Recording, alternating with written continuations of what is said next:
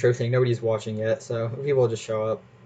We can just do it once the match starts. Yeah. Oh no, they are showing Joao. Okay, cool. Yeah. All right, I'm gonna make a tweet, which is gonna be very funny. A tweet.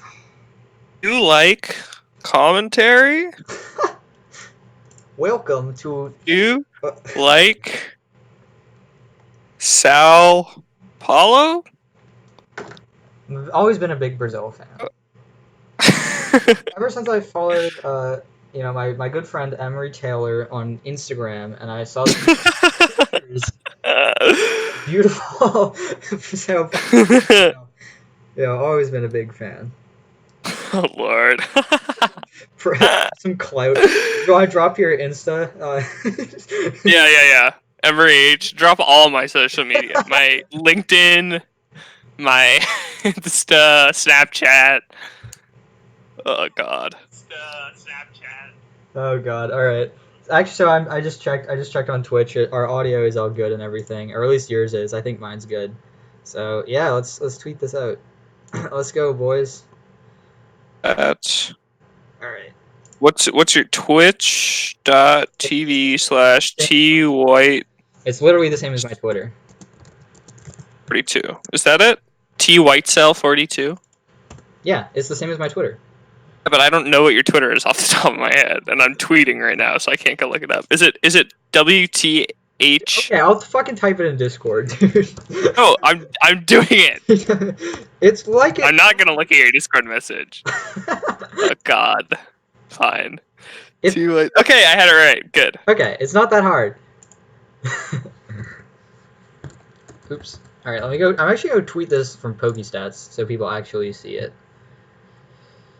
Oh, Pika in top 4, so I'll have to stretch my brain hard for this one. Dope. Oh wait, yeah. I'm such an idiot. Your ad is in the tweet, and I was like, how do I spell this? Oh.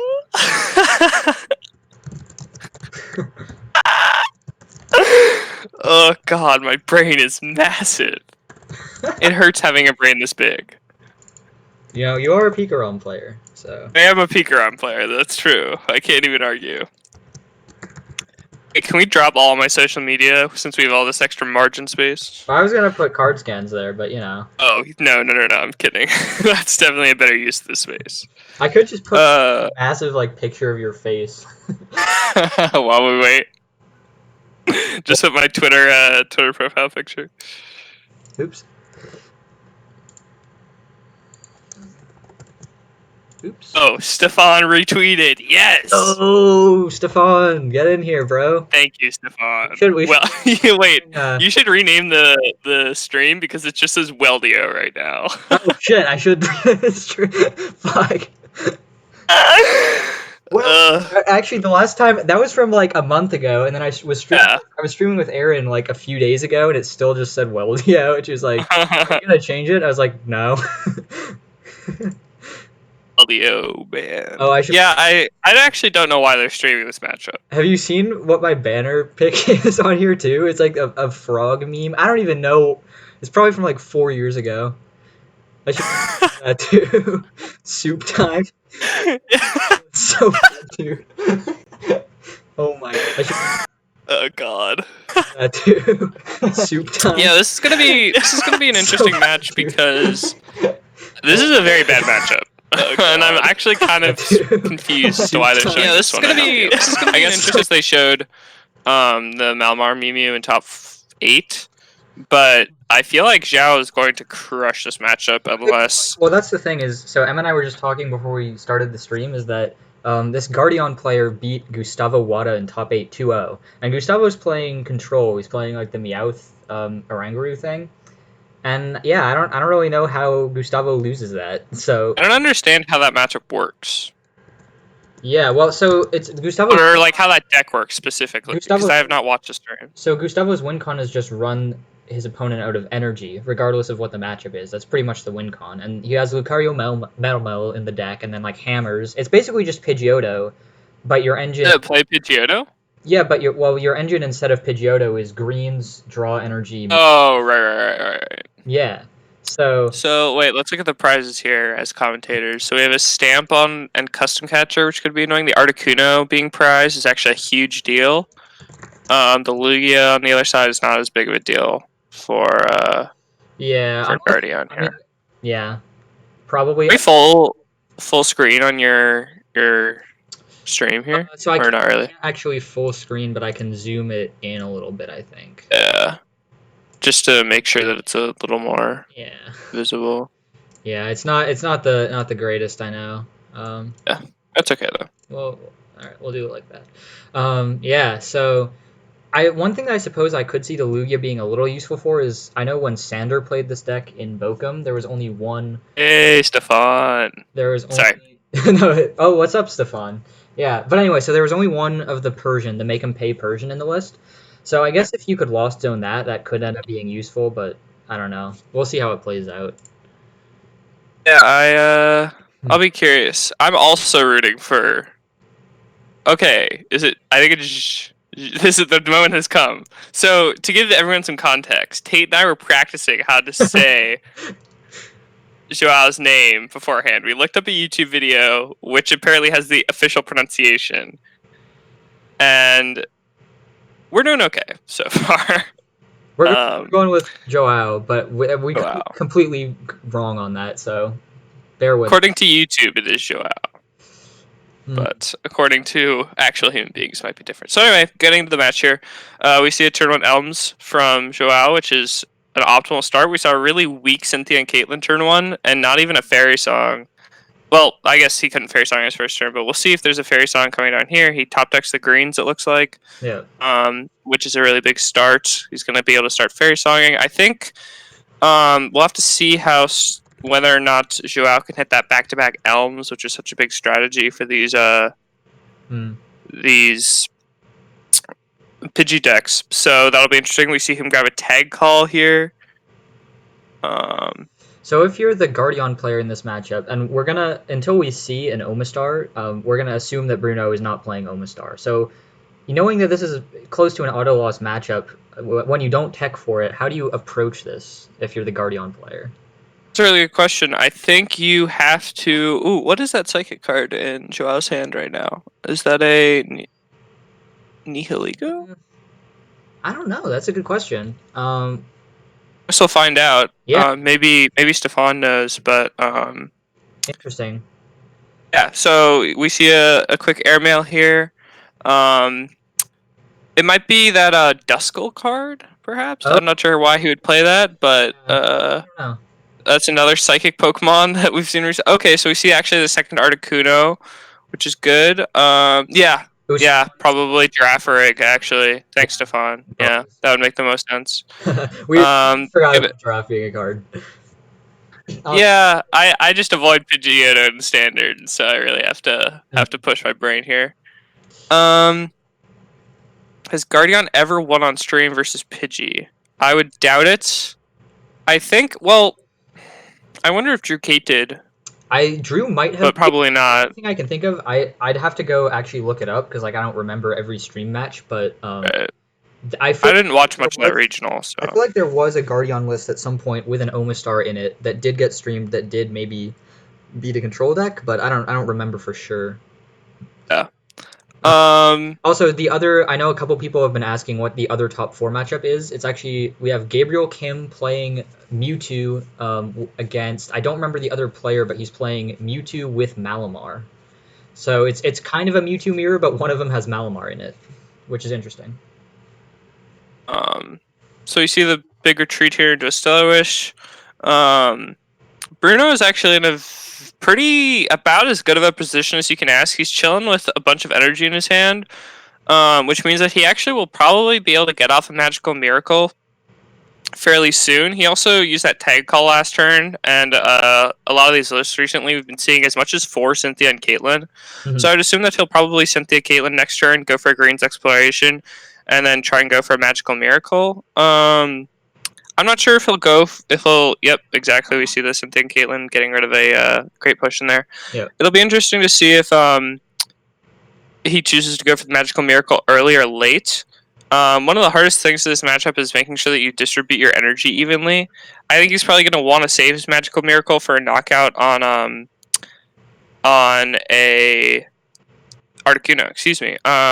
We actually see the third Guardian come down. I think that's a really big misplay Not sure about from that. Bruno. Um, So he's actually just gonna swap all the energy off. That's really interesting.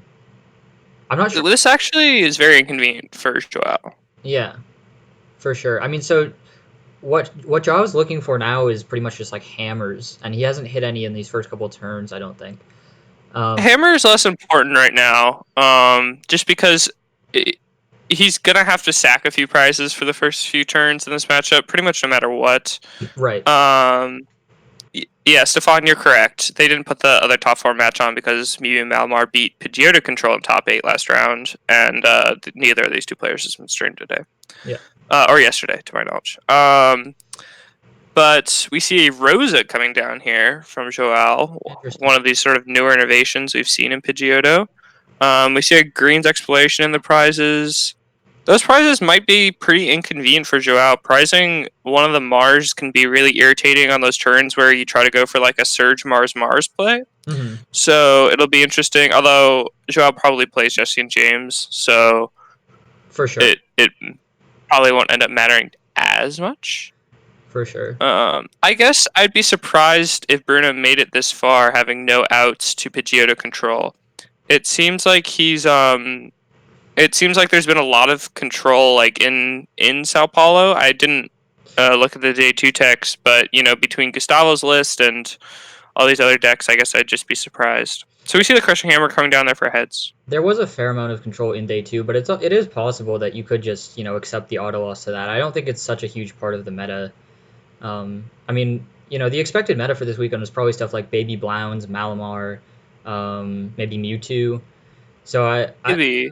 Guardian is a questionable call to me anyway. Just when you do expect the meta to have so much Baby Blounds and control, but that's besides the Agree. point, I guess. So we see the switch attachment here, the plant, which is actually pretty big, and a stamp. Yeah. Ooh, so I'm not sure if I agree with the stamp here. I might have waited one more turn, but that is pretty much the out here. Actually, is just the plant, preventing the Articuno from coming down, because it's gonna put Joao in a position where he has to kind of bench the Articuno and then find a switching card for it if he wants to actually use it. And that can just make it a little more inconvenient. It can set up Bruno for a spot where he can actually, take a knockout on that Articuno if he manages to keep enough energy in play and preserve his switching outs. So, I mean, Joel can, of course, get the walk off, but we'll see if Bruno has any ways around it. I mean, it's. oh, Ooh, this is a huge turn here. on the Pidgey. The So, double customs and the Faba. The Faba is actually huge in this matchup. yeah, so Bruno's actually pretty much just hit everything he could have asked for there, taking out one of Joao's draw outs in the Pidgeotto. Yeah, the Faba is huge, like you said, because there's only. Taking the pivot out of play is also huge. That means that he's going to have to establish another pivot this turn, and with only 2, potentially 3 air mails if he finds another evolution, he's going to be pretty limited in these upcoming turns. We do see the Jirachi in Joao's hand there, and here come the air mails. Bruno's in very good shape here. I actually don't know what Joao's counts are of energies and stuff like that. Yeah, so But the common go ahead. for these Pidgeotto decks is like a 2 recycle, 3 water. So if I'm Bruno, I'm maybe even thinking about like a Cynthia Caitlyn to get back the Faba to remove that other recycle energy, and then Joao just has water energy to work with for the rest of the game, and he's not able to recycle those, obviously. So that could potentially be a strong play if Bruno has the time for it. I agree. I think that's why we actually ended up seeing Bruno go for that Faba this turn, and we actually see a Mars coming down from Joao here, maybe trying to get rid of that Faba. He hits a Malon Lana. Oh no, excuse me, Coach Trainer. Sorry, I'm watching through your stream right now. So that's annoying, but maybe not the end of the world. Yeah, we were asking that same question. I really didn't know. Ultra Necrozma. Yeah. So Gustavo, I was initially thinking maybe Bruno plays the Omastar or some kind of tech for control matchups, but it doesn't appear that he does. Otherwise, we probably would have seen it by now in this matchup. So it's possible. I mean, it was a 2-0, so maybe Gustavo just bricked for 2 games. Or we also thought, maybe Bruno was just kind of able to go off with Magical Miracle in both games. Yeah, the thing about this matchup is if like the Pidgey player misses a Well, really, if you okay, about did Bruno play v Oh, Pidgeotto in day 2? He beat Mew3, Blissuffon, ADP, Unknown Deck, and lost to Mew3 in day 2, according to Stefan. So no control. That's interesting. interesting. That's Well, we actually see the big magical miracle gonna come into play next turn. It looks like. Oh nope, yeah. this turn. Excuse me. Here we go. So All right. So I actually don't know about this interaction, whether or not the energy is shuffled back into the deck or whether it goes into hand off of this. recycle. Ooh. I would That actually is a good question. Let me look that up real quick because I would think from the way Joao is playing it that it'll go back into yeah, his hand. it should go back into the hand because the effect of the attack resolves and then the knockout is checked for, right? So Yep. the That was a doesn't actually come off until the knockout resolves. So it will go back into Joao's hand here. Yep. we see that happen there. This is an interesting situation for Bruno. He's 3 prizes away. He'll very likely take one more this turn. I'm not sure if I actually agree with blowing the magical miracle this early. I mean, blowing is maybe a relative word. He's hoping to take 3 more full prize cards, but with no way to one-shot an Articuno now. Yeah, I think he felt Um, safe doing it with this power plant in play because again, Joao is going to need to find a switching card plus his Articuno plus a water energy in order to kind of get any kind of lock off this turn. Ooh, but he finds the Rosa. yeah, so actually that's huge. That's why Rosa can be such a critical card in this matchup. Just it finds your Articuno and your energy right off the bat, and then I guess an escape board here would be an out for. And he just scoops. Oh, he's gonna. He actually just concedes. He knows. All right. He knows the matchup is not that good. Yeah. Wow. Wow. So the magical miracle. I mean, Bruno kind of popped off for the first few turns of that game and got the magical miracle. He had that custom catcher turn. He had the Faba, and still, Joao with that Rosa was able to just make the comeback. Grab everything he needs. So That's hard to watch. I could be mistaken, but was that his second copy of Rosa, or was it just one that he returned? No, he put it back into his hand the Okay, previous that's what turn. I thought because yeah. Yeah, I think that was a real. Bruno actually did a very nice job in the opening turns, but I think he maybe let that game slip a little bit with that magical miracle. He was so far ahead, especially after Pedro's. Pedro's average start, I'd say for birds. But I feel like, to me, anyways, Bruno might have just been able to win that game with the magical miracle. I think that the reset stamp may have come in a little bit too early. I think he would have held the stamp for 1 or 2 more turns and then used the magical miracle a little bit later, just to kind of further reduce the outs that Joao could have had. Because we saw he was still able to get those 3 Pidgeotto in play and just have plenty of draw outs, even if he didn't hit the Rosa that turn. So I don't know. Maybe Bruno could have played it a little bit differently, but I definitely this is an unfavorable matchup. Yeah, I think maybe Bruno just decided, hey, this is an unfavorable matchup. Let's just go all in. But unfortunately, I think that was maybe not a right move. And we see a mulligan coming out from Bruno on his first turn here. Joao starting with the basic. They wrote down the incorrect. They gave Bruno the game 1 win, but unless I'm very much mistaken, that was Joao who took game 1 there. Yeah, it should be. There'd be absolutely no reason for Joao to be the one scooping in that scenario. So yeah. Well, we saw Bruno pick up his card, so it's just must be a little error there. We see the prizes coming out. What are those? Are those 2 Champions Festivals? Oh no, those are all Elms. Oh, you priced 3 Elms. Oh, that's. But we see 3 Greens Exploration prize. Oh my goodness. And a Cynthia Caitlin and a coach trainer. That's so huge. That's 5 supporters and a Pokegear in the prizes for Bruno. And but alternately, Joao literally cannot. And he has the last greens in his hand. Oh my goodness. What a Crazy. situation! So there's a Joao. very realistic scenario here, knowing that the hands that Pidgeotto can have in the early game, where Joao just never hits an Elms, and Bruno is able to just kind of board wipe him. We'll have to see. Using that Green's exploration means that he will have to just have a raw tag switch in hand if he wants to get a turn 2 donk here. Right, but Or like a switch energy. it doesn't even have to be turn 2 though. Even if he's able to set up by like turn 3, it's possible Joao just doesn't find anything. Either way, Joao's going to be pretty hampered this game. Because it's going to be difficult for him to get those. And just a draw pass. Ooh. Oh my god! And he has the tag switch in hand. We see a big coach trainer here for See, 4. Does he? Is there a? No, there's no way he has it. Then a fairy sign. No, he cannot hit it this turn. But next turn, all he needs is play that tag switch, and he'll have it. If Joao doesn't, maybe this is how Bruno does it. His opponent prizes all of their supporters and draw passes. Wow. Man, turn of events. Okay, let's look at this top deck here. This is huge for Joao. Does he have any? It's a Mars. Oh right, no, a Hapu maybe.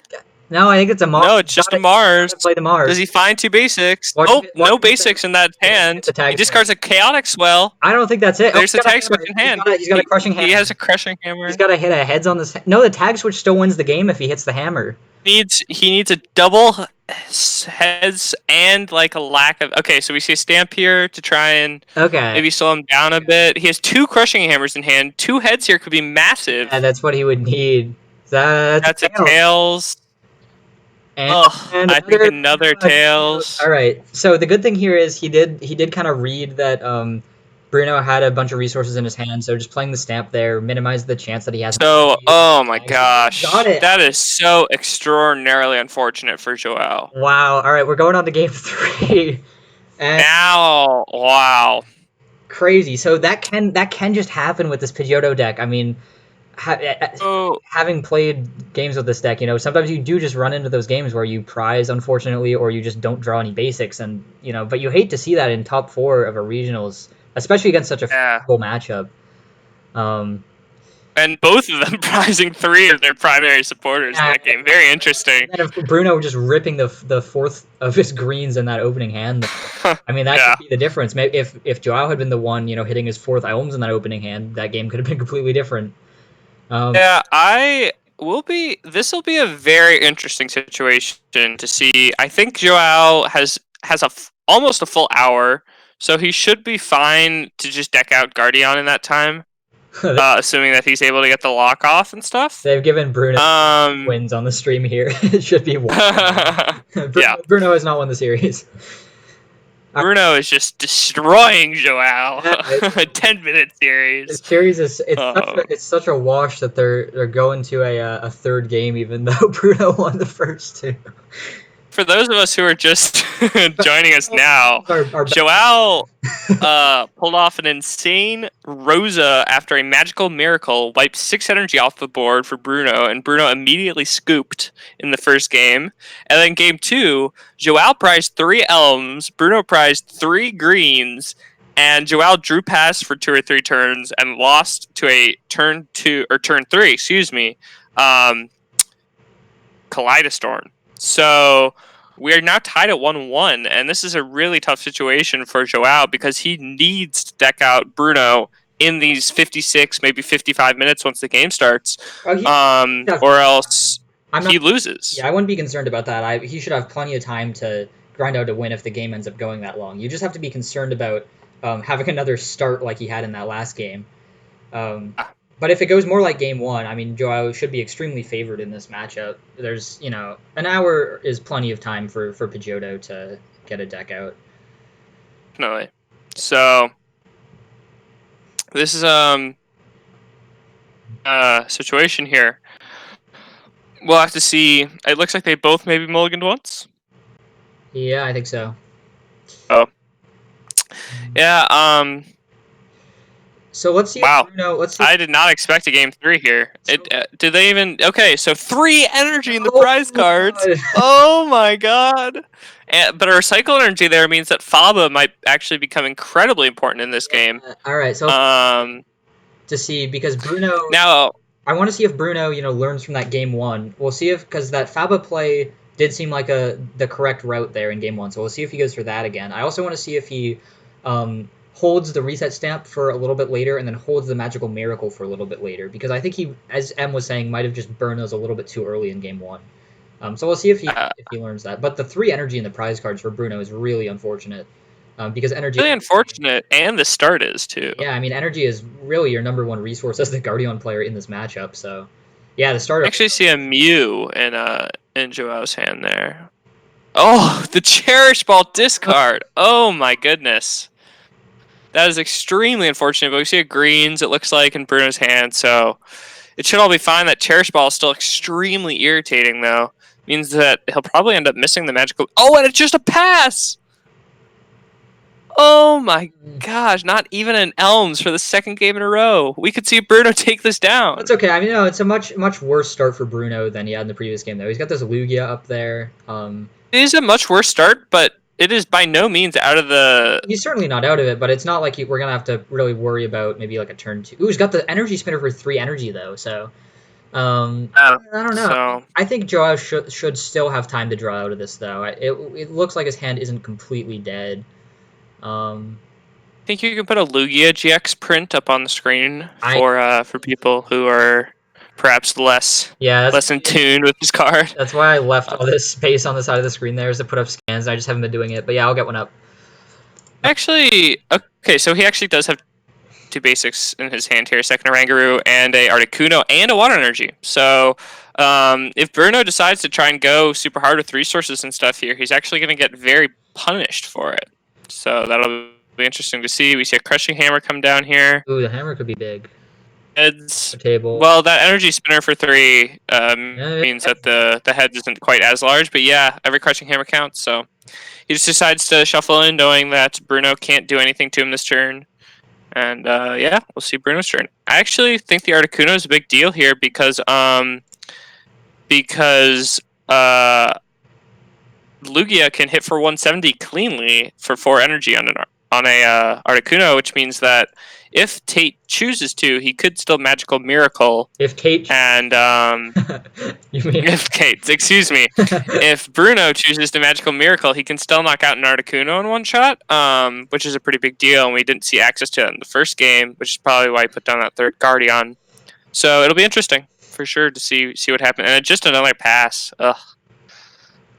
Yeah.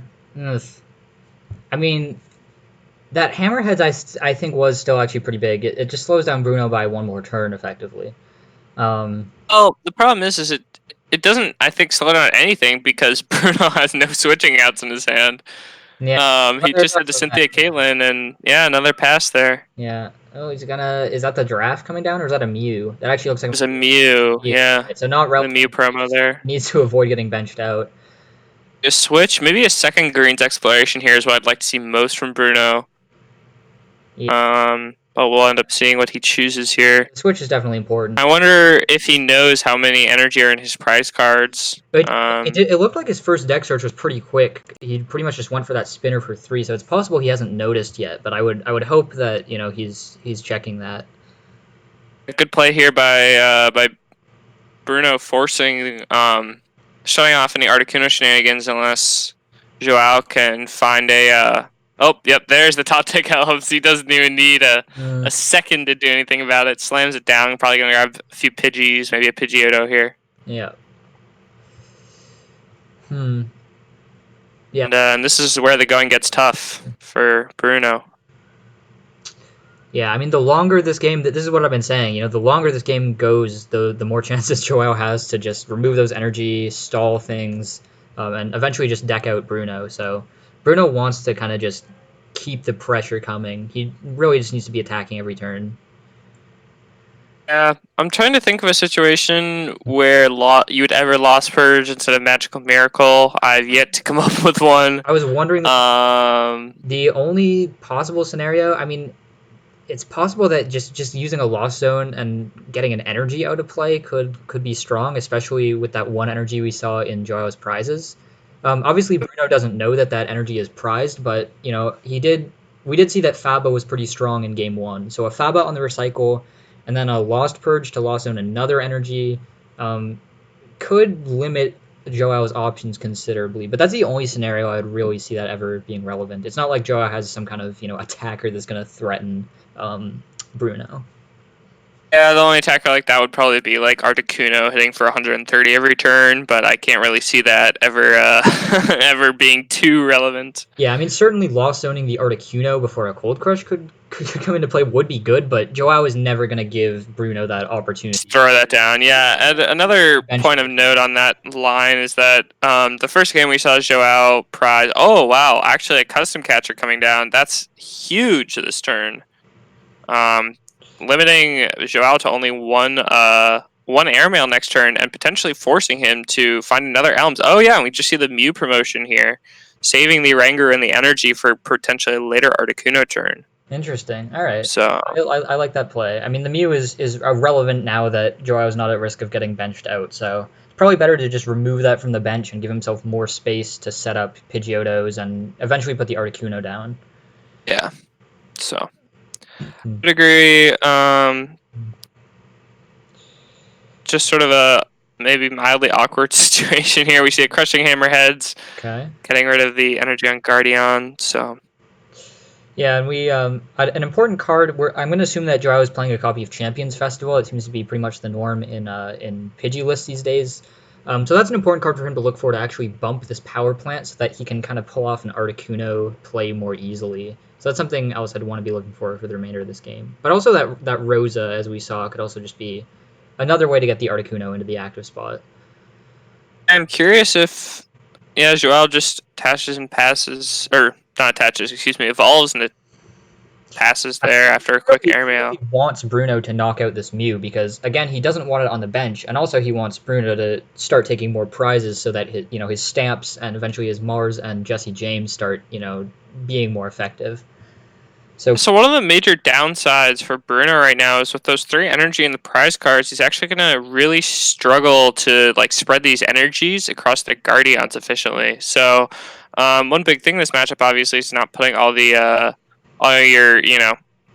horses in one stable, so to say. And yeah, he's actually going to have to tag switch here yeah, to even attack, which is a very awkward situation. I actually think he might be out of energy in deck, which means that yeah. So if I'm Bruno, he only plays 9. if I'm Bruno, what I think I want to do is try to find some custom catchers because I don't really want to attack this Mew. I want to take out the Pidgeotto or the Oranguru because those are the Pokemon that matter to Joao. And if I'm taking prizes and playing into Joao's strategy, I at least want to be taking prizes on stuff that's relevant in the matchup, and leaving that Mew on the board. So I don't know. I feel like committing this hard to just get the knockout on the Mew might not be worth it in the long term for Bruno.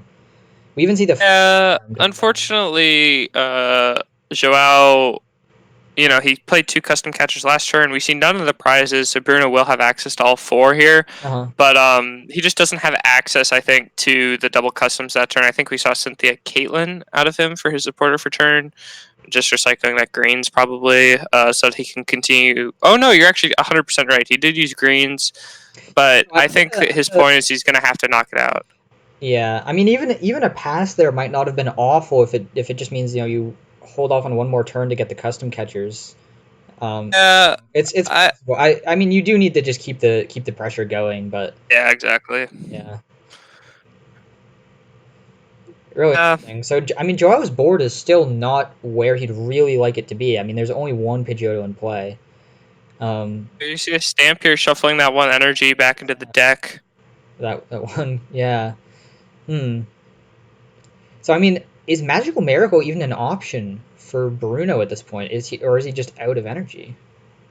Well, if he in theory takes most of his prize cards, it is. But like I said after game 1, I actually don't think going for the full 6 energy Magical Miracle, especially knowing now that Joao plays Rosa, is like a safe play in this matchup. In this scenario, I don't hate it because Joao only has the single Pidgeotto, so he's only seeing a couple cards off of a Magical Miracle, so it's not that likely that he finds the Rosa. But he's gonna actually put the Articuno down now. And go with that Cold Crush, yeah. Yeah, there's the Cold Crush. All right, so that's this is a very tough situation for Bruno. I don't see what Bruno's out is now. He's got so many energy in the discard pile. I don't know that he can even Has one in deck. I don't know if he can. So, oh, there it is! Oh my goodness! No, What a turn!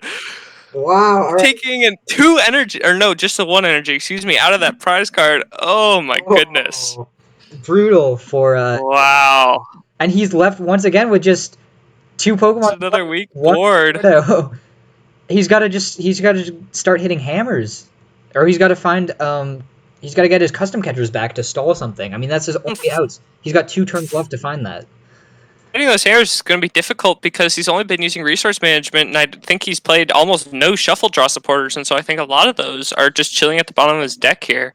He's going to be forced to put down another Rangaroo in the expectation that Guardian will just Kaleidostorm this turn. Yeah, he's got the Ditto. So this Bruno has a very good chance of winning this game all of a sudden. It's crazy that Bruno is in this game at all. And we see another energy in his hand. Yeah, he took it off the prizes. Yeah. And so wow. All right. So we'll see if Joao. I mean, Joao has ways out of this. I'm not painting it that way. He certainly has ways out of this. And he's very good. Joao's. I think Bruno has maybe only played 2 Switch this game. It'll be interesting to see how many he plays. He knows putting down that 4th energy is safe here because I don't believe Joao. Most people are cutting Misty Lorelei from their lists, and Joao will not have enough cards in his hand this game, most likely, to actually utilize that option with only 1 Pidgeotto in play. Yeah. So we see the custom coming down here. I think we're going to see exactly what you mentioned a few turns ago. He's going to say, you know what? I don't care about your Rangaroo. Bring me that Pidgeotto. We're going to try and shut off any draw support you might have this turn. And Bruno effectively forcing Joao to hit a few crushing hammers this turn. Does Joao? I mean, Joao needs to stall something this turn. I think. I mean, he doesn't even have to custom catcher. Yeah, 100%. But we know that Bruno just took a Green's Exploration. So he needs a stamp as well if Bruno is set up for next turn. I mean, what do you do if you're Joao? You need so much, and there's so many resources in your discard pile. You wish that you drew one of those Professor Elms on your first few turns to maybe get a better setup, but man, this is looking tough for Joao. But, you know, if there was a player to do it, I have full confidence in Joao here. I think he's obviously a highly competent player. We're going to see a big Pokegear here. Yes. What are you looking for? He needs to find something, maybe a Hapu. Yeah. Would be great here. You got something. Is that what is that? I think that's a Mal and Lana. No, he played one already, so perhaps not. Maybe. Okay, so according to Daltra and Necrozma, Malamar and Mewtwo went on the other side. Over the straight Mewtwo mirror, so that's an interesting development as well. And yeah, Joao just picks him up there. There we go. Wow. Bruno Saruman, I believe, is advancing to the finals at Sao Paulo Regionals, and he's going to be facing off against Pedro Pertusi with the Malamar Mewtwo. So should be a very interesting finals. I mean, Guardian, definitely a deck that's been around for a little while, won some events, but this Malamar Mewtwo is really kind of just a new and unexpected thing. And I really don't know how that matchup's going to go. So yeah, it'll be interesting. I know Bruno, you must play Psychic Charms, so it'll be interesting to see. But earlier in our matches too, we saw the Psychic sort of Malamar Mewtwo deck put down Metal Energies. So I would not be surprised to see Bruno having to deal with maybe an Ultra Necrozma. Yeah. Or some other kind of metal attacker coming out of Pedro. That Lugia GX could end up being clutch if there is a threat like that from Pedro. So I'm excited for this finals. But yeah, that was actually an entertaining top 4 match for sure. Yeah, it'll be interesting to see. We see the bracket here. So in order to get to this point, Bruno has defeated Gustavo Wada's control and Joao Pedro's control. That's crazy. So a Guardian player with no real control techs taking down 2 control decks in top 8 here. Wow, it's pretty crazy. He's got the hot armor today, as we say. Well, an extremely well played match, I think, there by Joao. There's just, when you don't have those Professor Elms to get your Pidgeotos, there's just nothing this deck can do. It plays, no Nest Ball, no Pokemon Communication.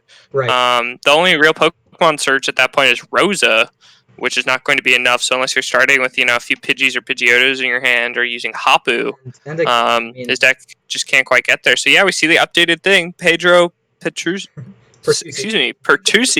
and Bruno Guerra in the finals. So yeah, in chat, Pedro's playing a very interesting Mewtwo Malamar deck. Mewtwo and Mew GX with Malamar, which is something we've seen a little bit from League Cups, but there was a few of them in day two actually at this event. But it's the first time we've really been seeing that deck pop up at a regional. So I'm really interested to see how that plays out. You know, it's actually I was watching it a little bit of it on stream.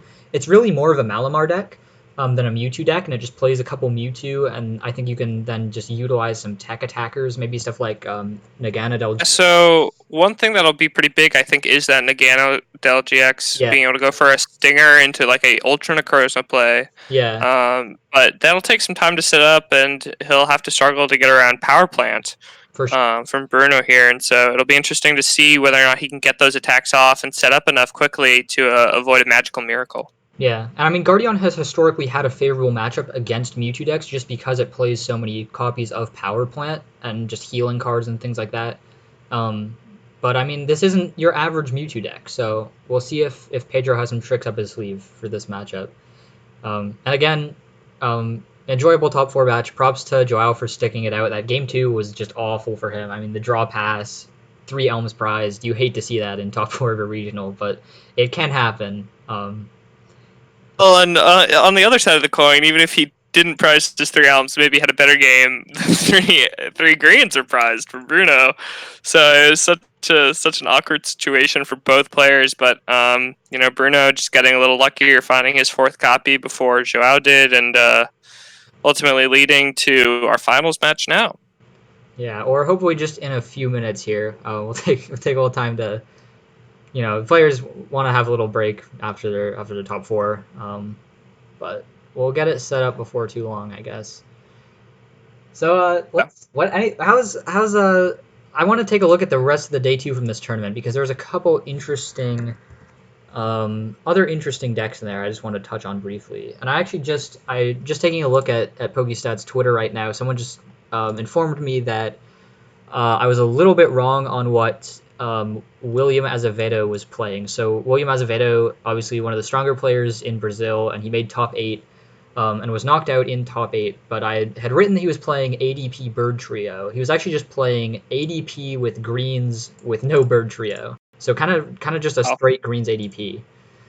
So that's interesting for sure. He was actually the first seed after day one. And then going down the day two standings here, a lot of Pikarom. Definitely has been making a couple. Yeah, I'm sure. I'm happy to hear that. There's a good amount of Pikarom going in at 711, 612. I mean, really strong day one records. And then a good amount of ADP, mostly the Keldeo GX variants. A lot of Mewtwo, a lot of Malamar. Looks like a lot of the Malamars were playing Ultra Necrozma. And then a fair amount of the Pidgeotto control as well. So a pretty standard, meta. I guess just like maybe a slightly higher concentration of control than you would expect to see, and also this Malamar Mewtwo. There was 2 or 3 of those in day two. So,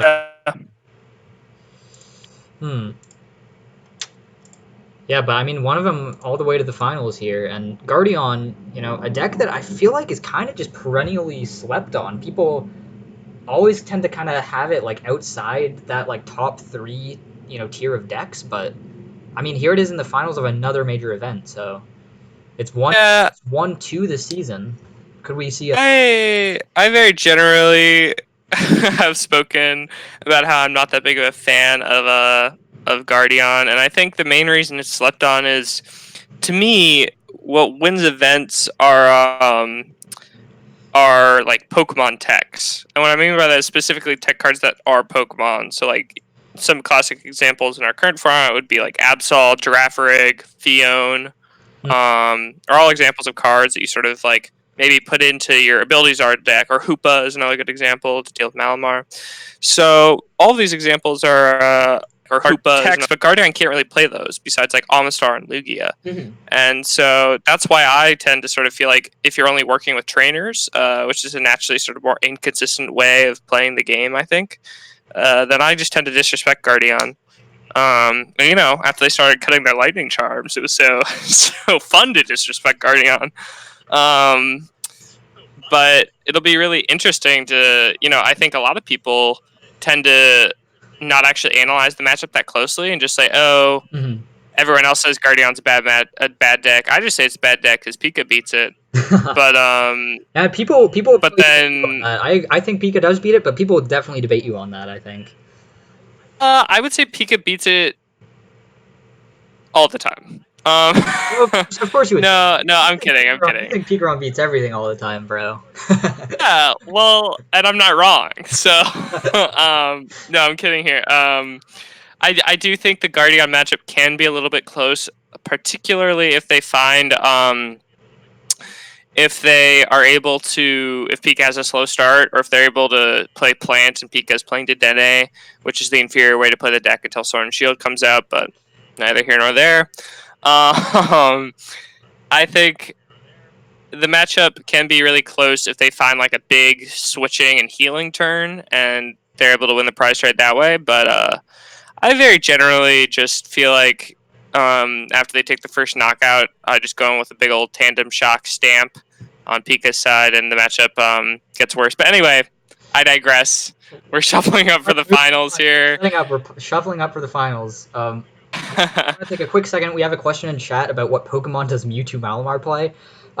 Well, it plays Mewtwo and Malamar, but It also plays Baby Blacephalon. We know it plays Stinger, Naganadel GX. I would imagine he probably also plays the other Nag GX as well. It seems like it could be strong if you put Probably, Mewtwo in there. I believe he plays Ultra Necrozma. We saw Metal Energy in there earlier. Yeah. I mean, it's really So what I saw of it on stream earlier today. It's really more of a Malamar deck that plays a couple copies of Mewtwo just so you can utilize some of those stage 1 tech attackers like the Nag GXs. But in terms of playstyle, it's a little more similar to a Malamar deck than something like the Welder Mewtwo that we're used to seeing. yeah, so it'll be a definitely interesting match to see, sort of again how those psychic charms come into play. Traditionally, I feel like Guardian has had a pretty good Malamar matchup. Do you think that way too, Tate? Yeah, I think so. It's like, yeah, I would agree.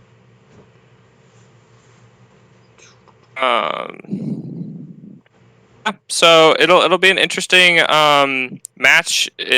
Okay, so we see 2 energy and a Viridian Forest and a Great Catcher all in the prize cards. Wow. It's going to be pretty big in the early game. Viridian Forest obviously so big for making sure you get that turn 2 Giratina, if that's a strategy he'll be going for in this matchup. So we see, it looks like a Psychic Charm in the prize cards there. Extraordinarily unfortunate for Bruno here. A couple energy prize for Pedro. Shouldn't be too big of a deal. It could just hurt his consistency a little bit early on, but yeah, the Psychic Charm is really the big thing to see in the prize cards, I would say. I'm curious, since we saw that Bruno, is obviously not playing that Amistar for control. Doesn't matter anyways, apparently, but not playing the Amistar. I wonder if he's playing more charms. Probably. If you're taking out, if you're eschewing that control tech, you want to be teching for making your other matchups really strong, especially like Mewtwo. Like, you can't take a loss to control and Mewtwo if you're playing at a regional right now. Yeah. But yeah, or even I'm curious if he'll play he's probably my point is just he's probably text for Pika in there, right? I mean, Pika was expected to be pretty big for this event too, so I would want to hedge up that matchup as much as I could. I would argue differently. That I'm curious to see if he'll be playing Dragon Charms actually, because Roxy Tina Chomp has been doing, or just normal Tina Chomp after its win in San Diego, has been doing so well. I'm curious to see if he plays Dragon Charms. But like someone in our chat mentioned, it's hard to wall against both of those at the same time. That is very true. I do think Roxy Chomp was a little bit on the downswing. I mean, there was only like one of them in day 2 at this tournament, and if you took a look at the cup results, this past week there was a big upswing for Pikarom and a pretty big drop for Roxy Chomp. So I think I think Pika might very well have a favorable matchup against Roxy Chomp. Does. Yeah, so fun fact. People were starting to realize some ways to actually beat Roxy Chomp rather than just. They have yet to lose to a Roxy Chomp in tournaments. Really, I think Roxy Chomp is a good deck, but I don't think it's the best deck in format, as a lot of people were saying it was a couple of weeks ago. Well, then, what do you think is the best deck in the format? I mean, I don't know. I think it might just be Mewtwo or Malamar. Those have pretty consistently just been back and forth as like the top couple decks in this format. Yeah. At least based on cup results. If you look at maybe just taking down big events, I think you have to give it to Mewtwo. Although I mean, like, Guardian has been pretty successful this season as well, so that's definitely been up there. But I think I'd give it to Mewtwo right now. Mewtwo has so many options and it's consistent, and that's all you can really Yeah. ask for right now. So hopping into the match here, we see a pretty strong one from Pedro. Unfortunately, he had to attach to the Inkay and retreat to get a Stellar Wish off, Mhm. which means that he missed that Giratina attached turn one, which is frustrating sometimes. So But he does have the double Inkay, so that's all right. one thing that a lot of newer players to Malamar often overlook is that it actually can often be very important to get that Giratina down on turn one, even if you're not using the Distortion Door. I think a lot of people tend to kind of, tunnel vision on just getting that Distortion Door ability, but you usually do want to get an energy down on a Tina, just so you can ensure that you start attacking with it on turn two. Because now, Yeah, that's a good point. If Pedro wants to get a turn two attack, he needs to find two Malamar plus an energy, plus the Giratina. So, there's some scenarios where you might only get one Inkay down turn one. Then you want to try to go for that Giratina attached to it, and then all you need is another attachment plus a Malamar on your next turn to attack. So, definitely it's a common mistake I see with Malamar players is just kind of putting themselves on the back foot because they think it's more important to get Malamars out in the early game than it is to actually get their attackers out. You can survive. Well, that's a good point for more of our more traditional Malamar Yeah, lists. that, But that with is this true. Mew Mew list, you might actually be focusing on more of a Malamar heavy opening to maybe try and go for like a Stinger Yeah, or Ultra Necrozma or maybe some other kind of attacker that we don't even know about yet. that's definitely To true. try and go hard in the early game. We do see that Fairy Charm Psychic coming down on the Guardian on this first turn here, so Mm. it'll be interesting to see what Pedro goes for. I'm sure Pedro knows what he's doing, though. Obviously, being in the finals, so it'll be interesting to see what he goes for as his first attacker here. He'll probably have to end up sacrificing this Jirachi. But anyway, we see a great catch off the Stellar Wish after a quick Fairy Song Green's exploration turn All right. from Bruno. So the He- switch here, another Stellar Wish. Yeah. Really just Meridian. more cards. I mean, no attackers on the board yet for Yeah. Pedro. The Chaotic Swell is pretty irritating here. He's gonna take a Viridian there. He's just gonna bump the Chaotic Swell. So I think that's a fine play. And yeah, we see the yeah, Distortion Door coming down, it looks like. interesting. Or maybe just the manual bench attached. Doesn't look like Bruno has put any uh, energy to play Yeah. or damage counters into play there. So And do you know what charm is on the bench there? I don't actually. this is a Psychic That's Charm. what I thought was a psychic that he put down. All right. So Big choice there. that makes sense. I mean, that would be my choice for the early game. You usually don't see that ultra until a bit later in the game. Um, and I mean, you can, if you've set up two Guardians, you can kind of maybe survive a hit from an ultra and then just hit back for weakness on the ultra with your second Guardian. So, Now we actually see Bruno go for a switch here. I'm not sure I 100% agree if he ends up attacking with the bench Guardian, which it looks like he's going to do. Yeah. He has a handful of energy right now. Wow. I guess I would rather see an attack with the active Guardian just to make sure that you don't get unnecessarily damaged by the Giratina here. mhm. But I'm not actually sure that I'm not sure how Pedro would be able to do something devastating like wipe this off the board this turn. Shuffling a Rainbow Rare that I cannot determine there. Maybe in a Ganondel GX. Probably one of those Tech GXs. I've got a scan of that Nag GX up on the screen here, because I think that could end up being an interesting card in this matchup where, any decks that play this Nag GX with the Stinger GX attack, can kind of set up those checkmate plays, where you put a little damage on one of those tag teams, and then you Stinger, set your opponent to 3 prizes, and then all you need is an easy knockout on one of those tag teams to actually just win the game right then and there. All you need is 3 prizes at that point.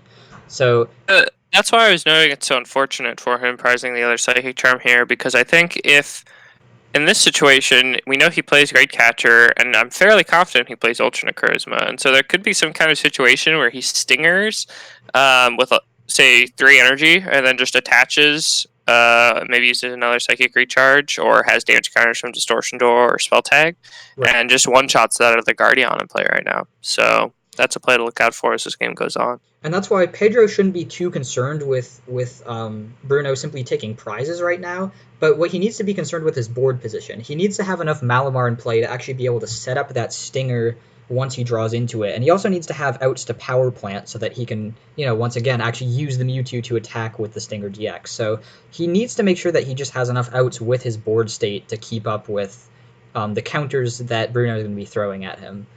But I agree with you there. can afford to sack a couple of knockouts as long as it's not too many of the Malamars, just because he is going to Stinger and set Bruno to 3 prizes regardless.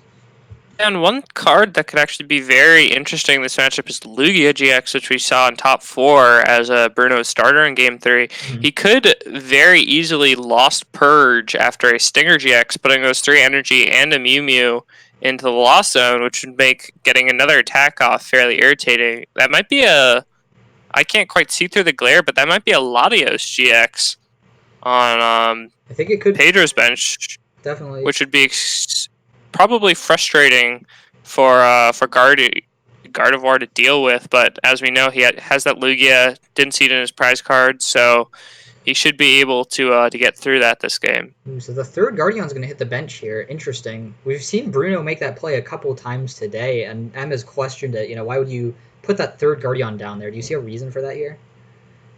I don't right now. I wonder if it's maybe just as a thinning because he's not too worried about, a Guardian getting sniped for some reason. I think his theory is if he's already got 2 in play, he's already got 1 in play without a charm, then it's okay if he has another in play without a charm. Yeah. But I'm not sure I agree with that either. Yeah, it's interesting for sure. One thing I'm interested to see regarding Pedro's list is whether he actually plays a reset stamp, because that's not something that you traditionally see in a Malamar deck, but since he's playing that Stinger GX, stamp could actually be a kind of strong, especially, or since it's a little bit more of maybe like a comeback style deck with some of those big GX attacks. I'd be surprised to maybe see a stamp in this list. But yeah, No, neither. We just see the Hypnosis coming down here. wow, all right. So, he's going for the Sleep Foot. Very Looks interesting. like heads there, 4 coming down on the old dice, and we're just gonna see a magical miracle. Yeah, I was gonna for say 200. I might have wanted to use the GX attack there because on the Latios, the Clear Vision GX, right? Because Pedro knows that Magical Miracle is definitely an option on this turn, and sure enough, Bruno's got it right there. And oftentimes that ends up being Gardevoir's win con against. Oh, I see one custom catcher. Nope, not the second one in there, unfortunately. Yeah, there's the power plant. So this is what I was saying was this. Oh, he has the great catcher. He has the great catcher to knock out the Latios here. Yeah, so this. Wow, this what a huge turn. This is what Guardian's win con can be against anything playing the Mewtwo and Mew GX. You just power plant, and then you Magical Miracle with 6 energy, and they have no hand, and there's a power plant in play, and it's like, how do you answer that if you're attacking with Mewtwo? So we'll see what outs Pedro has. Obviously, he has, attackers that aren't Mewtwo, but it's nothing that's going to really threaten this Guardian on this turn. So that was a huge turn for Bruno. I actually don't have any idea what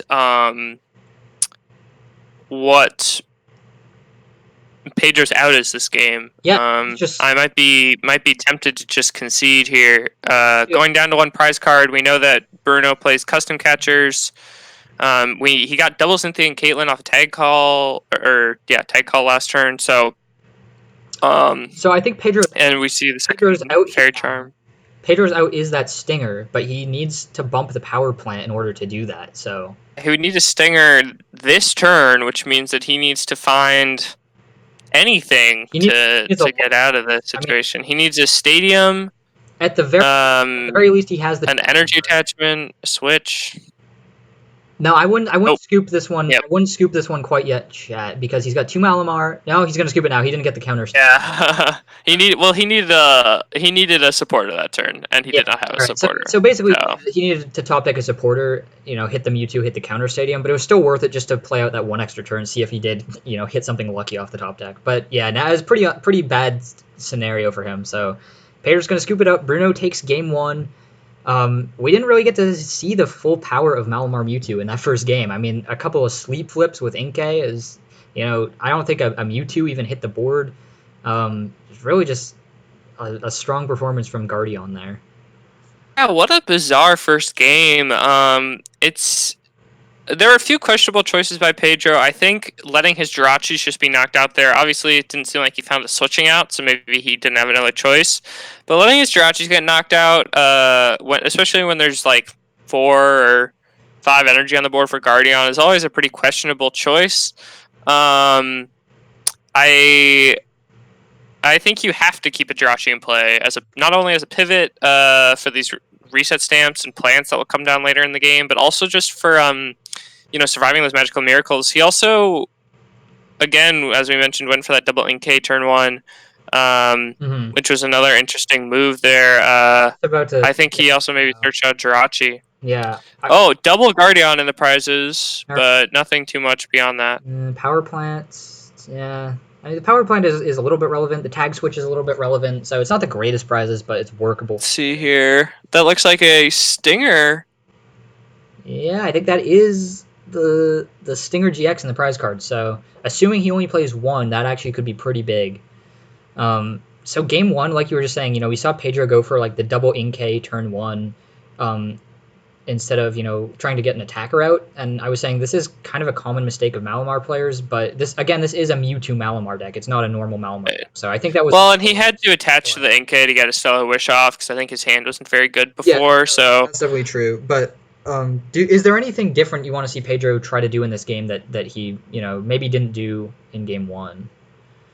I just want to see his deck work. I think. Yeah, I would like to see some attacks that aren't Hypnosis for sure. Yeah, I think Tag Purge is going to be a super ineffective strategy in this matchup. Although I wouldn't hate to see a Clear Vision with that Stinger GX and the prize cards. Yeah, I mean he's gonna.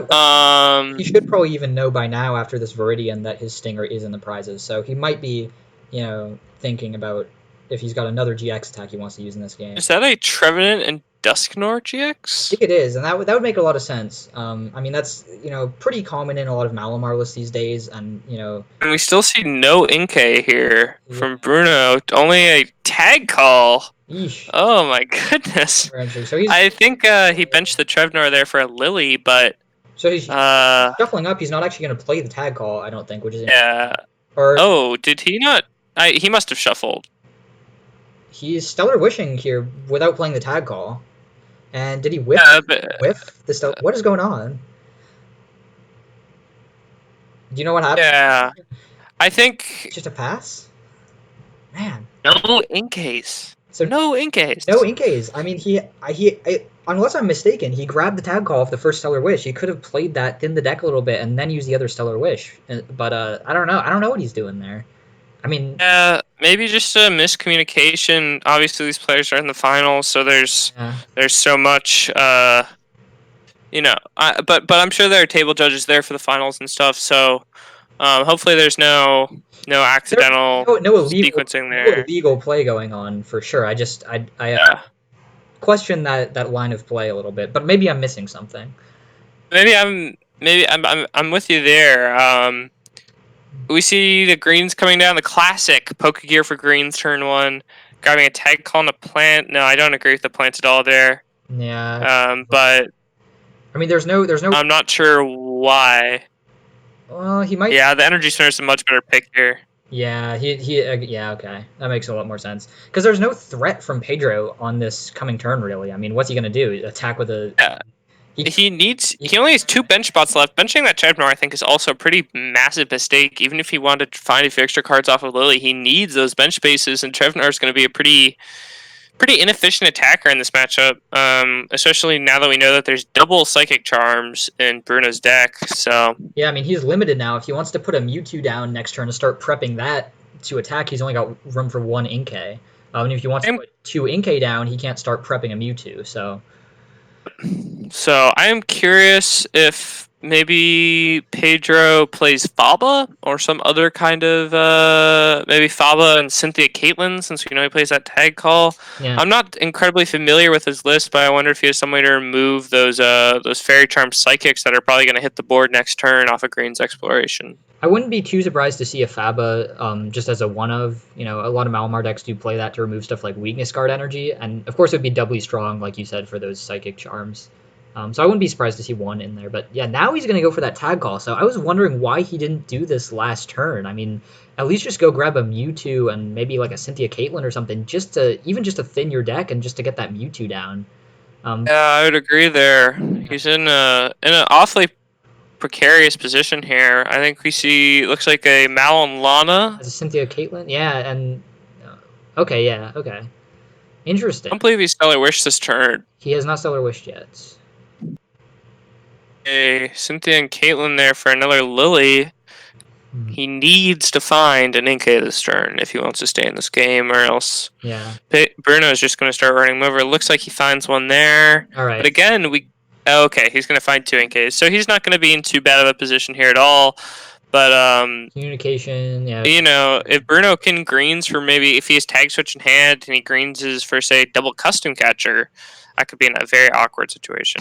Yeah, chat. He did discard to use Cynthia Caitlyn. Yeah, he tossed the Malolana. But yeah, I mean the one real advantage for Pedro is just that Guardian is a little bit of a slower deck. It's not like it's gonna threaten like a turn one attack and keep the pressure on him, but It's no tag bolt, if you know yeah. what I'm saying. Pikarom, not even like a welder deck or anything that's gonna really threaten that, but Pedro, no cross divide here either. yeah, for sure, no cross divide.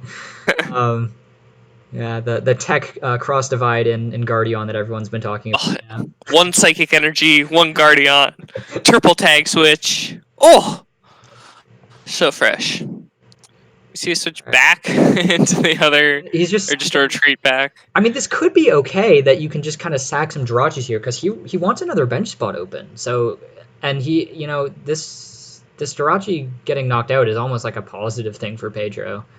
But it looks like a stamp. Yeah, he's just gonna stamp Pedro. After that double, we even see the judge reading the Trev Noir now, maybe questioning just as we did the decision there. Yeah, so we could see some really interesting, you know, back and forth hand disruption plays. I mean, Guardian has that magical miracle, obviously, but Pedro with the Trevnor also being able to cause some disruption.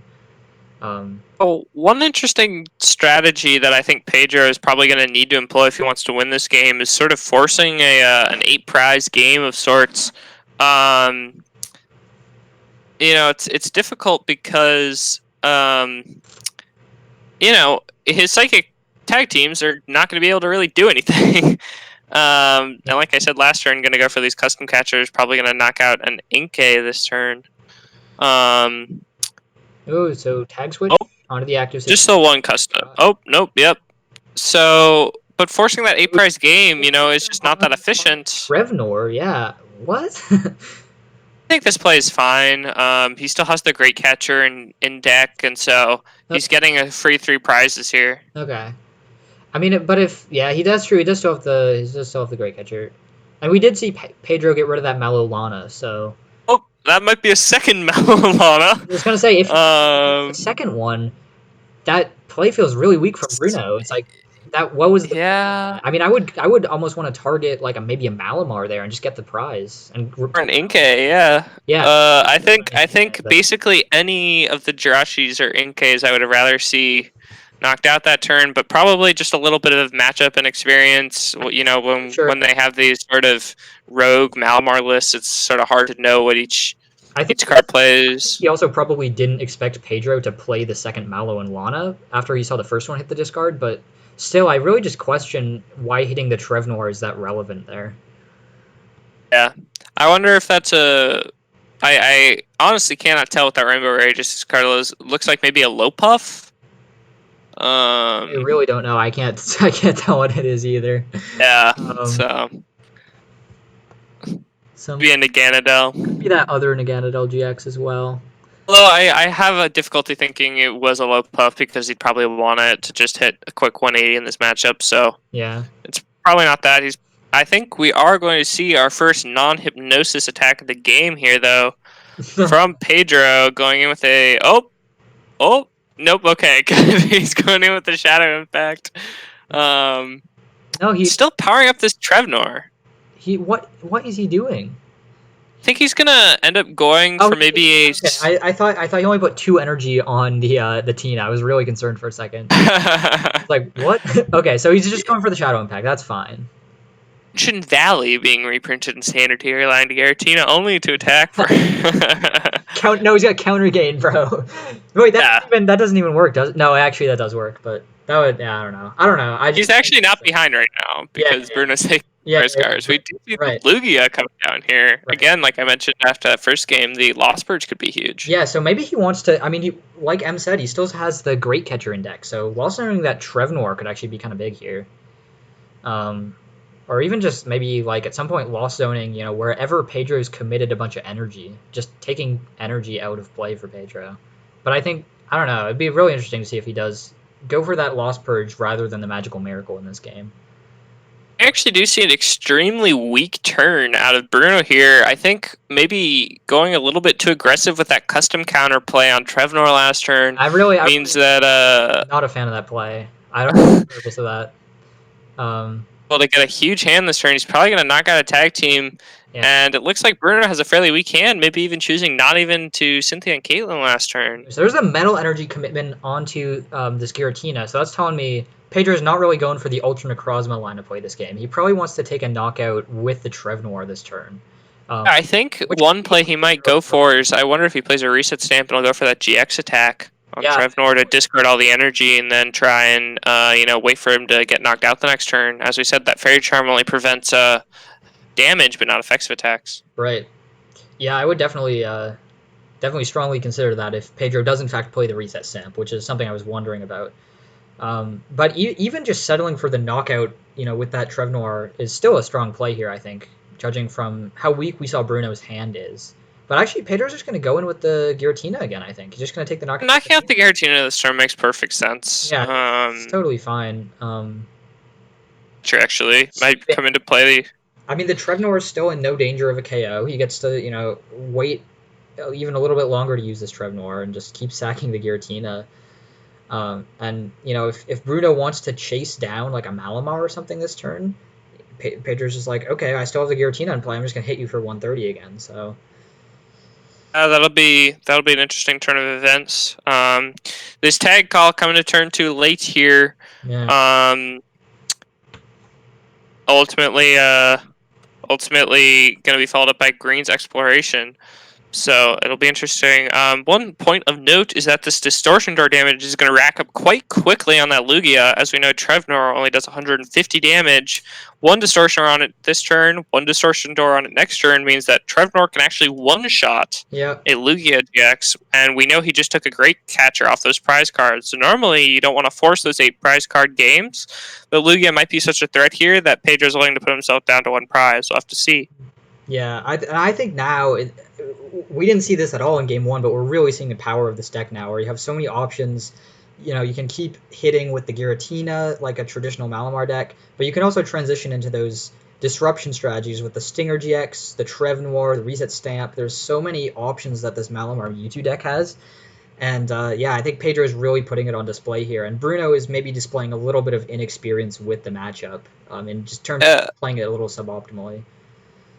But now this turn could be massive. We'll have to see if Pedro can capitalize on this extremely defensive play by Bruno here, putting all the energy on Lugia because he knows how afraid he is of that Trevnor. If we can see a Great Catcher off this Cynthia, plus a Trevnor GX attack, which I'm forgetting off the top of my head, we can actually see a one-shot on that Lugia. So this Cynthia is going to be big here.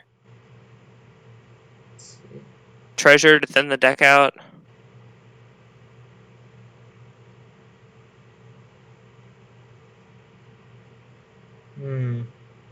So one play of note here that I don't quite agree with on Pedro's part is using the Distortion Door. I understand he may have wanted to guarantee the attach here, and maybe no, that is a Giratina. So I understand wanting to keep applying pressure either way, but I wish he maybe would have held that towards after the Cynthia, but I definitely understand what he's going for here with a the old attachment here, especially since Chaotic Swell makes Viridian a weaker card. Yeah, absolutely.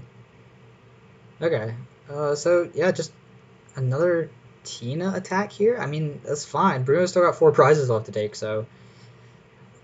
So this puts a real clock on Bruno here, forcing him to play that Mal and Lana we saw last turn, and maybe even attack with Lugia, but that's an extremely unsafe play, unfortunately. Yeah. If I'm Bruno here, I want to start thinking about picking up my prize cards. That Trevenor, unless he gets a Lost Purge this turn off, say, a Great Catcher or a Custom Catcher, is going to be Right, well, way too hard for him to deal with. So the tag switch is there, but my concern is if he Malo Lanas, he's not playing a greens or a draw supporter to actually look for something like a Great Catcher. And I think Pedro just wins the game now. He should have it. He just hits 150, wipes all the energy off the board. Unfortunately, Bruno in a unfortunate position there. I'm not sure. Maybe he feels like he can manually attach 3 times. But as we know, Pedro still has that GX attack. Maybe you could put a Trevenor up on the side of the screen there, Tate. Yeah, let's probably go read that card. Since it's a primary attacker here, we see the Blacephalon coming down. Oh, it's actually not in the card database on Pokemon. Oh, funny. I'll go. Nice. I'll go grab it off like TCG Player. They don't have it in their own database. Well, it's too good. It's so broken that they decided no one can know about. We can't. All right, I'll get it up in 1 second. Yeah. Image.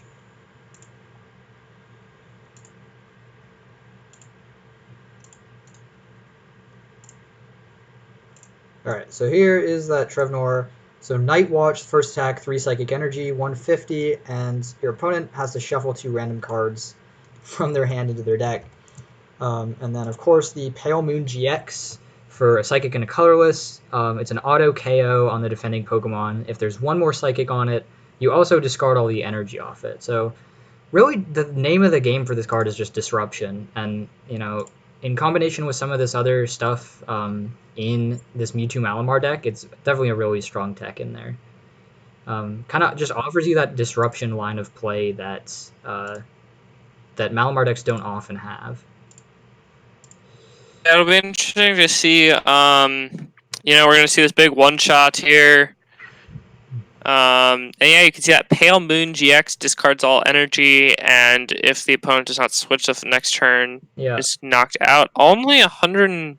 Excuse me, I thought Lugia had 170. It actually has 190 HP. Yeah. There you go. The attack does. Emery Taylor. No, the attack does 170. I see why that's confusing, but yeah. Big Lost Purge here. Wow. Yeah, I goofed up hard there. Sorry, folks. But Pedro can just win right here if he has any way to do 20 damage. So, yeah, I mean, just win is a relative term, right? He would still need 2 additional turns on top of that, but yeah, but yeah, that reset stamp down to down there. But realistically, I mean, yeah, well, if you can combo that with a reset stamp, what is that hitting the bench? Oh, Blacephalon. Blacephalon's going to be actually probably an optimal attack here, putting Bruno just on 1 prize. 20 to the active. And then on the bench there, we'll put it up to 110. So that meaning that 160 remaining. So he would need an Ultra Necrozma. Would hit it for perfect math with 2 energy. Ultra Necro would hit it. He probably doesn't have a way to get the Trevenor. Well, the Trevenor's in the Lost Zone. Yeah, so Trevenor is off the table for this game, but we saw that Metal Energy was attached to the Giratina earlier on in the game, and I was saying, maybe he's not committing to the Ultra. So if he only plays 1 Metal Energy, the Ultra Necrozma is no longer an option. If he plays more than 1 Metal Energy, then that is an out to win the game for him, sure. Yeah, he actually chooses to just actually fully commit his bench locking himself here, taking the full knockout, and just putting the Guardian on the bench, I think, up to 130 damage, it looks like. I like that play. You do get the extra... Yeah, and he just concedes. Yeah, that's all. Pedro takes game 2. All right, so very smart from Pedro, for sure. I think we were questioning him there, but I think he played that pretty much all correctly. Yeah, I mean, The Trevnor actually came in very clutch there oh, with its huge. Pale Moon GX. We did question him benching it that early on, but it definitely paid off with that disruption and the Pale Moon GX. And I Well, mean, to be fair, he probably had to dig for NKs. that's Maybe he doesn't need more than two in a game in this matchup. So yeah. Well, it does seem that way that you can definitely. I mean, even with one Malamar in play, you can reliably still kind of get some attacks off with the Mewtwo. But um, yeah, two Malamar is really just what you need for this deck to keep coming every turn. yeah, one thing I really appreciate is the 10 pile shuffling, which we have seen every round thus far. I can only assume must be a LATAM tradition of some kind, but I'm a big fan of it. Maybe Take it's up the whole space, it's not only this little boring 6 or 7 pile that you see in maybe it's the here in the secret. States, It's maybe the secret to how Bruno beat two control decks in top eight with Guardian is the 10 pile shot. It's like I'm in a 10 pile in my deck, put all my greens in my prizes, and still beat you.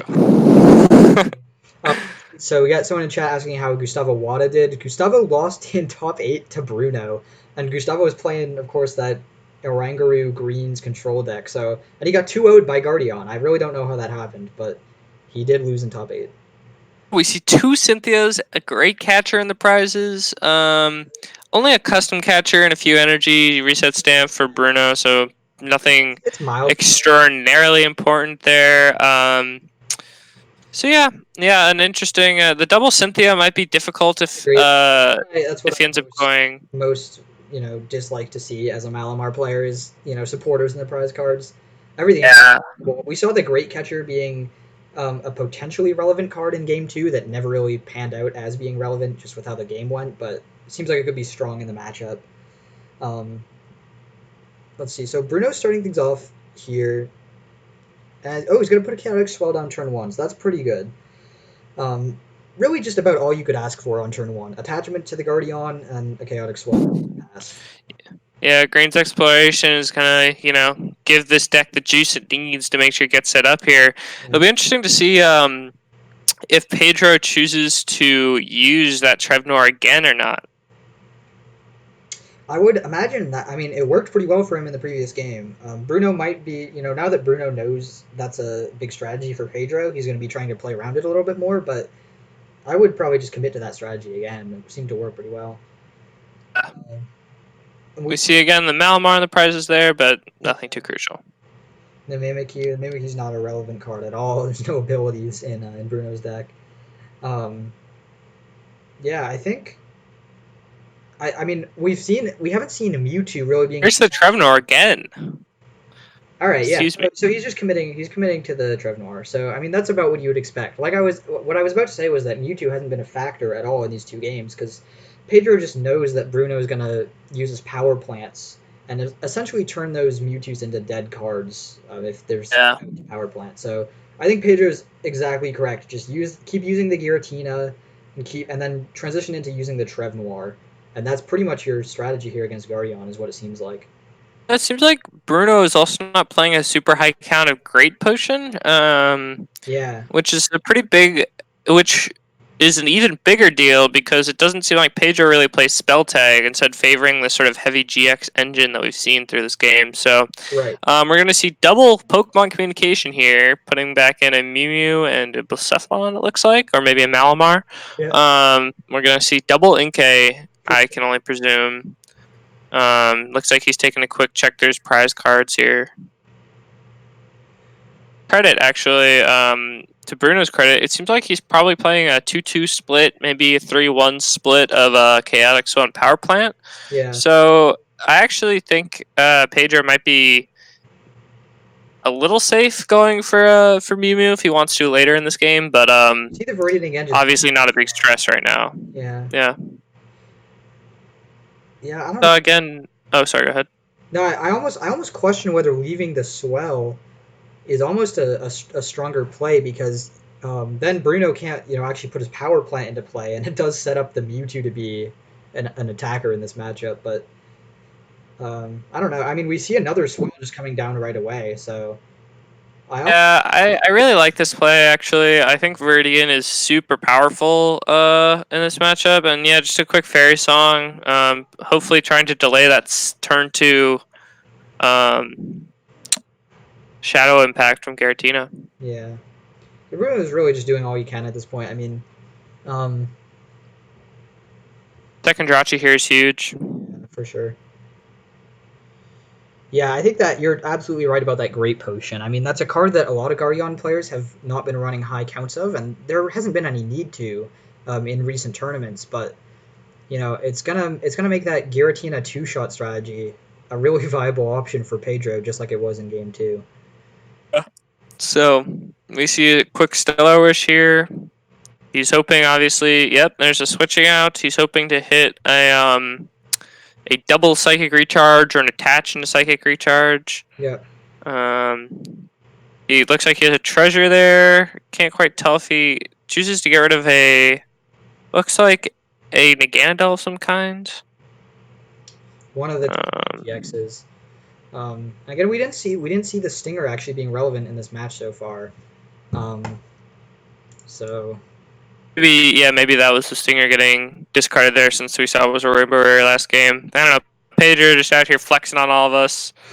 Getting an Inkay for some reason. Not too sure about that one. Maybe he's gonna communicate it. Oh, maybe it was just a Malmar and I just didn't see it correctly, or maybe he's grabbing an Inkay under the presumption that his Jirachi's gonna get knocked out. Interesting play there by Pedro. yeah, for sure. I mean, I don't hate it because it's still pretty early in the game. No one's taken any prizes yet. It's fine to just sack a couple Jirachi and keep setting up, but Yeah, definitely. I mean, Bruno's doing a good job just chaining these greens over and over. He'll probably start using Cynthia and Caitlyn as we sort of start to transition into the mid game here. Mhm. And yeah, you can start to see that that Bruno is one greens exploration away From from going for a magical miracle. yep. So All right. this is very reminiscent of the first game where Pedro was more or less shut down by this magical miracle. I would really like to see him keep a Jirachi in play and not sacrifice this one.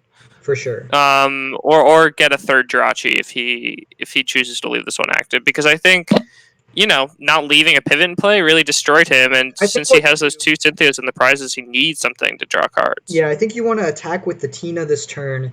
Then you say, I'm going to leave this Jirachi on my bench to promote that after the Magical Miracle. And then if Bruno has to greens to set up the Magical Miracle, he's not healing the Giratina damage, and that sets him up to actually get knocked out and take those 6 energy off the board if Pedro draws out of the Magical Miracle with the Jirachi. So that's what I'd like to see. But I think he's just going to pass with that one Jirachi active.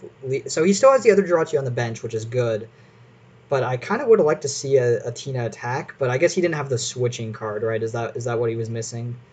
I think he might have the switching card. I think he didn't have the energy. Okay. He just played Cynthia Caitlyn for 3. One thing that's mildly relevant, it looks like he just discarded a Gengar Mimikyu GX, Ooh, which is extraordinarily powerful against these Guardian decks. yeah, for sure. So I think Pedro might actually be doing exactly what you mentioned earlier, of just leaving that Chaotic Swell in play and planning on trying to go in with a Mew Mew at some point and take a quick 3 prize cards. Yeah, that as soon as I saw that other chaotic swell come down, I was thinking, all right, power plant is much less of an option for Bruno at this point. So the Mew Mew, it opens up Pedro to start using the Mew Mew if he wants to. So I wouldn't be surprised to see that start coming down. One thing I'd like to see from Bruno here is maybe a bit of a more defensive play, searching out those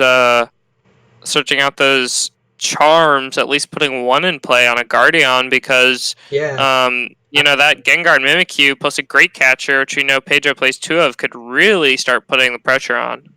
All right, so 130 to the active Guardian. So,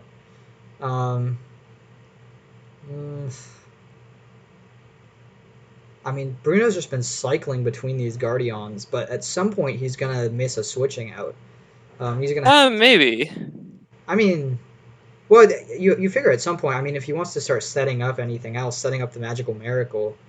I mean, he sort of inevitably has to, but again, the more he keeps on revolving these Guardians and not going for a Magical Miracle, the more chances Pedro has to hit that big Gengar Mimikyu play that we were mentioning earlier. So Exactly. That's what I'm concerned about. Is you wanna if you're gonna get that walk off, you wanna try to get that walk off now before the Gengar Mimikyu comes out and starts wrecking your Guardians or the Mewtwo. and this is actually reminiscent of a point you and I were bringing up earlier, where we weren't sure about the third Guardian in the first game. Here, he's using all three Guardians to a really nice effect to switch, but making sure that the energies are distributed. Yeah, I definitely Oh, that definitely. Ooh, so the Jirachi. So he's going. He's massive play. yeah, Massive play. huge. All right, so the Jirachi is knocked out, and the Magical Miracle comes through, shuffling Pedro down to 0 cards. He's just gonna have the one top deck to draw out of it with no Jirachi in play. So Bruno, I think Bruno was waiting for that. He wanted to wait until he hit the double custom and had everything ready to go to make the lock as effective as possible. Well, So to be once fair, he'll have 2 turns because he'll probably be able to take a knockout with Garatina here. But yeah, yeah, he's in a weak he's position. got time, but I mean that was still a huge play from Bruno. I didn't see what the top deck was there for Pedro, but I didn't either. He just looked at it quick. Yeah, nothing helpful. So just 130 to the Guardian. acknowledgement of it there. Greens could see a great potion here if he plays a copy of that. Ooh, double custom. Another double custom. Oh, so He's okay, so he's he's one. gonna try and checkmate him this turn. He is gonna because Pedro's got 2 cards. So if none of those are a switch, and yeah, the Trev has 3 retreat costs. So like a skateboard energy isn't even an out. Pedro needs a And I think switch, or he's just gonna lose. Pedro needs his top card right now. Maybe a tag call even. If all right, what is it? Let's see. Does he have it? I don't think so. I think that might be If it. he had a switch, he would have played it. So I think Bruno, he's just checking if there's anything he can do here. I don't know what the 2 cards in his hand are. We got a quick flash. One of them looked like maybe a full art of some kind. Maybe he did find the switch since we saw him playing this earlier. Debate. He's considering something. Oh, it's the A Mallow and Lana. That's so Huge. So he doesn't have any way to heal, not enough cards to discard, but he at least gets the switch and the knockout. And it's down to Bruno. Does he have great or no? He has a green. Great. Does he have the great catch? There it is. Great catch. Bruno Guerrera is your Sao Paulo regional champion with Guardian. Wow. All right. Wow. So he made it. I mean, really just had the plot armor. I think made it through 2 control decks in top 8, and then hit this Malamar Mewtwo, a completely unexpected matchup, and played very well. I think in these last couple games. It looked like a favorable matchup. Knew exactly what was going on in that last round there. These players Wow. are happy. It looks like a good handshake there. They're all in good spirits. I mean, it was a great matchup. And I think, Em and I were questioning Bruno's plays, but I think we got to give credit to him. The guy knows what he's doing with this deck, and we were just uncertain ourselves about the matchup because this Malamar Mewtwo is not something we've really seen before. But yeah, really well played to Bruno. Guardian gets its 3rd regional championship win of the 2019 to 20 season. Yeah. Wow. All right. Great showing obviously to Pedro there with the Malamar Mewtwo deck I had never seen before. Yeah. And obviously proving me wrong with some numbers and stuff like that. I wonder if he expected Guardian or if that was maybe a worse matchup. But you can see a nice little scene here gathering on the stream of him talking with his friends, getting some hugs and stuff, talking to his opponent. So Yeah. congratulations to both our players and for a well fought finals. It was a great finals. I'm glad I decided to just hop on and cast these last couple games because we actually got some pretty exciting games. I think, interesting stuff for sure from this regional. Definitely. Yeah, very cool. So I'm definitely interested to see this Malamar Mewtwo list moving forward. It's something I'd heard about. Like it had like a tiny percentage of CP from League Cup samples. If you checked out Pokestats over the past couple weeks, but it wasn't anything I really expected to like make a run into the finals of a regional, at least not till next format. So Right, I believe funny here, Supreme Champion were the adversary, and then the other placings there. Yeah, I believe actually perhaps Adam Reinhardt on Team Team Rocket right. Hideout might have written an article about it. He was talking about that. I knew it was someone actually like local to me. It was a cup close to where I am in Tennessee, where someone actually like it was probably Adam who won or made finals or something with the Mewtwo Malamar, and he wrote about it. But yeah, you're right. That is who it was. So that's an Probably interesting excited. change of events there. I wonder if it's the same list or if it's something Pedro had been working on independently from the American version. Be interesting to see. So I'll try to. I mean, obviously, I'll try to get the lists, the standings, the stats, all that stuff up on the PokeStats data page by the end of the day. Hopefully, I know Stefan's been really helpful today, getting me decks and results and stuff. So I'll try to get that all done. Yeah. Cool. So so anyway, I think that's probably gonna do it at least on my side here. Um, I thank all the viewers for joining us and listening to me talk about Pika for 2 hours. Um, Yeah, but yeah, thank you for having me, Tate. of course. Um, and congratulations again to Bruno for taking it down. Yeah. All right. I guess that'll do it.